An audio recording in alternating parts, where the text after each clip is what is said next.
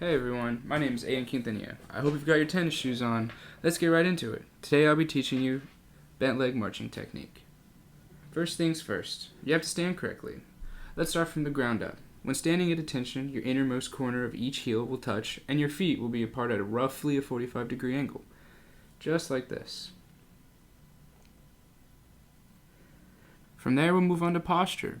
For this, we will use 5 points of alignment and will be used as the first point of 5 in body alignment.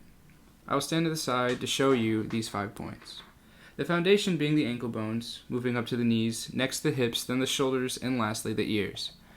When all of these 5 references are in alignment, you'll always look like $1,000,000 from any angle. Great job! Moving on the first step, essentially marching in this style is just fancy walking. Make your first step with the left foot.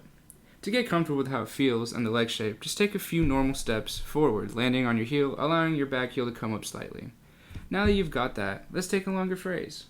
Let's go 4 steps and stop. Remember, each step should feel just like the ones you took earlier, traveling evenly through space and time with each step. Perfect posture and good foot timing.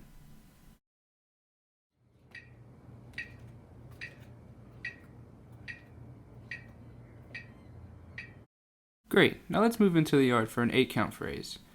But be careful, don't let the creepy creaking noises freak you out like they did me.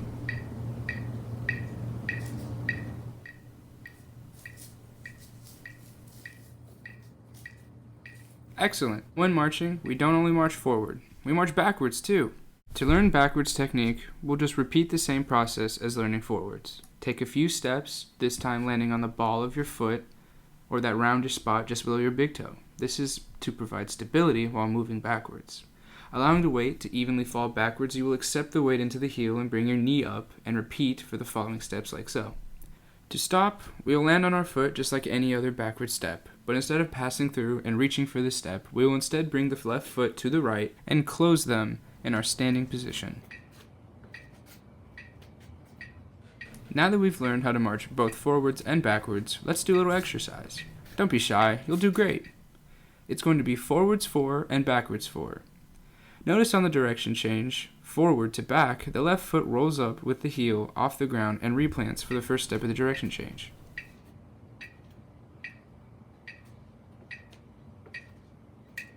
Next up, the horn moves. Your primary focuses when moving your horn are going to be just like when marching.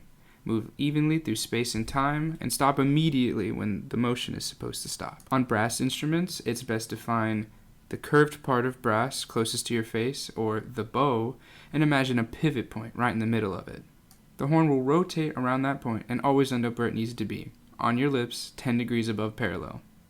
After some practice, you can speed it up and get it to a horn snap instead. As you can see, I'm pretty rusty on these. Great! So you've learned how to march forward, backward, and how to hold your horn. Now let's put it all together. Like everything else, let's slowly chunk this together. Let's march 4 forward with your horn up. Then 4 backward with your horn up.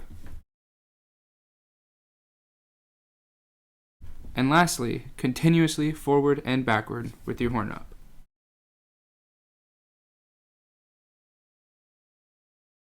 Fantastic! You learned to march bent leg. Congrats and thank you for watching.